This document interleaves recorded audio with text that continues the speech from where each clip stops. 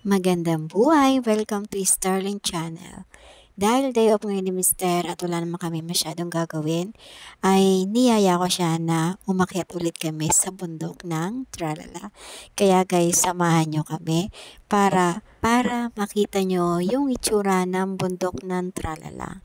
Super relaxing dito guys. Sa daanan pa lang talaga nakaka-relax na yung mga nakikita kong mga puno, naririnig kong mga huni ng ibon, ang layo sa buhay namin sa bayan. Siguro, pagka nagkaroon kami ng financial freedom, mas pipiliin ko na dito na lang tumira kasi malayo sa ingay, tahimik dito, hindi rin gaano magastos kasi yung mga gulay, yung mga pwedeng iulam ay nasa paligid lang.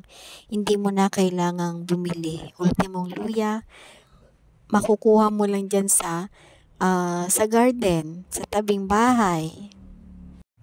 Yung mga prutas, yung mga gulay, sobrang fresh, walang halong kemikal. Medyo mahirap nga lang talaga sa lugar na to. Mahirap dito yung tubig.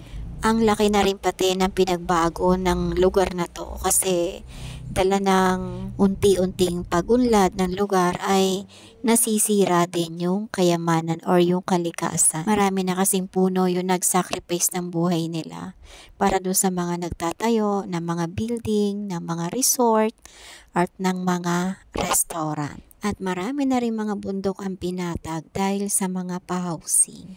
Kahit medyo malayo to doon sa bahay namin, ay sulit naman kasi sa ganitong paraan ay nare-relax kami mag-asawa. Kahit papaano nakakatulong para kami makapag-recharge para sa mga susunod na araw, tuloy trabaho ulit.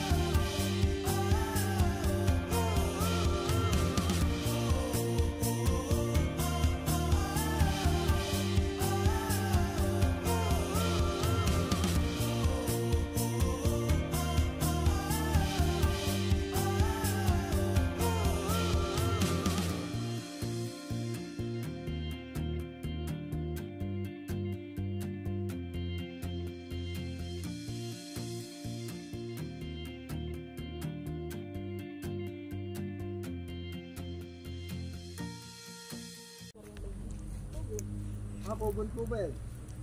Ayun pala, pang ano, pang gamot ko. Ay, kumuha ka na. Oh, naglilinis pala dito, meron na dito. Kaya nga. Ayan, ang sarap magkape sa gantong lugar. Kopi tayo.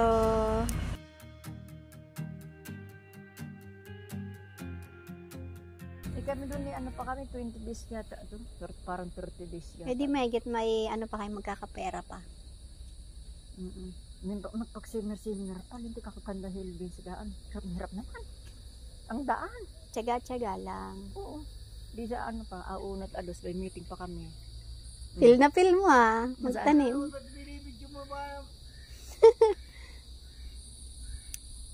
Ay, ari-ari iba bang ari, may mga luya. Sila sabi sa akin.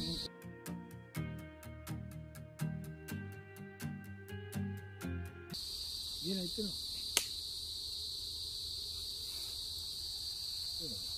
May mali ito, maliliit lang ito. Maliliit lang ito. Kasi talaga may parang, di mga ano. Tanda lang. Kaikutan mo.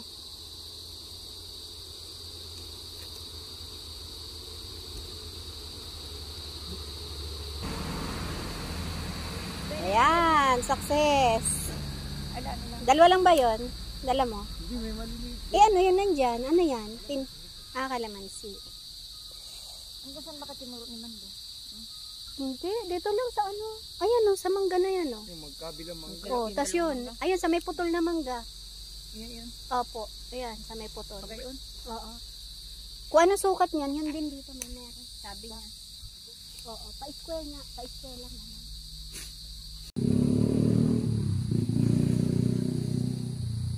Sasama-samahin ko na muna siya dito sa tabi.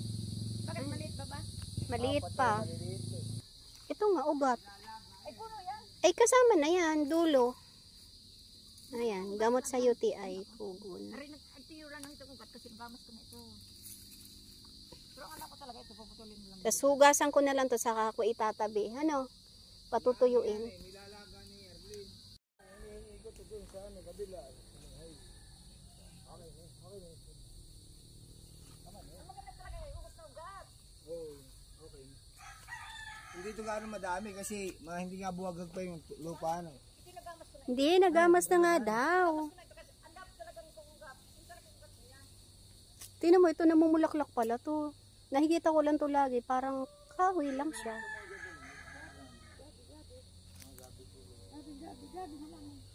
Ito meron pala nito puti. Doon sa akin kasi. Alin? Yan. Oh, talaga? Oo. Violet lang. Ito po, pang high blood. Piting na ako. Nagkabisita ka. Bakit pa mga pamangkin? O, ay, nagteka ng tao.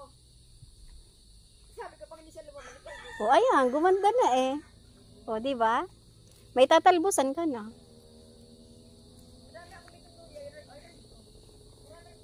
Yan, yung luya. Ito, ang dami ko na nito. Yan. Uy, ang dami no, nakapalibot. Sa araw na mulaklak. Ito, namumulaklak pala. Yan oh. Ay, parang siyang tutong hindi ah. Ang galing nga. Aywan, meron ako doon. Bakit ako? Sari-sari yung mga ano mo, halaman dito. Meron ako, ay, nung sangarang da puro lili ayaw. Meron ko din.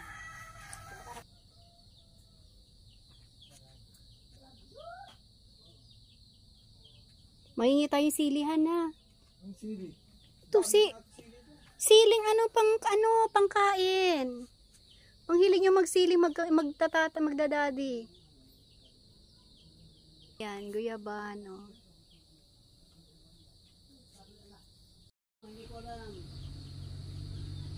Na, video pala. Nilalagay sa bigas para maano.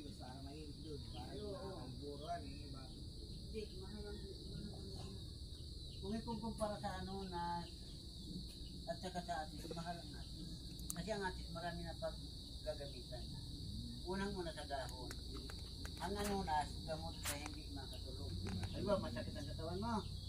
Yung anunas, kukunin mo. Hi! Hi! Buli, alisin mo yun. Isasapin mo sa papan yung dahon ng anak.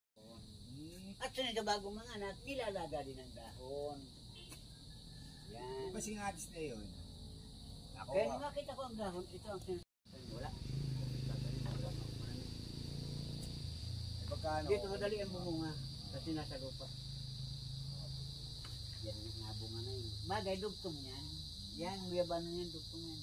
Paano dugtong? Dugtong. Anong dati puno yan? Nag-ano ko ng guyabano. Kumuha ko ng guyabanong nabunga na. Kinuha ko yung... May nakita kasi ako doon. Kumuha kami ng ano eh. Yang kalamansi noon,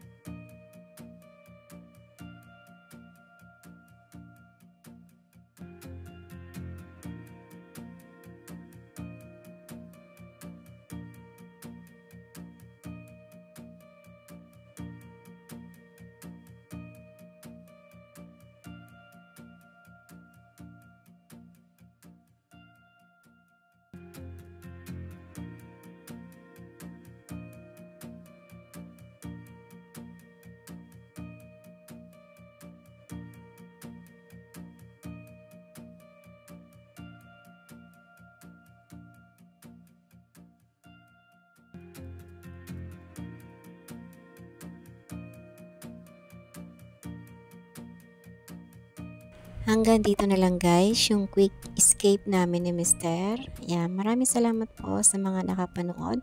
Kung nakarating ka dito sa bandang dulo na ating video, huwag kalimutang mag-subscribe. Pakilike na rin ang video ito. Sama mo na rin yung bell all para ma-notify ka sa mga susunod ko pa mga videos.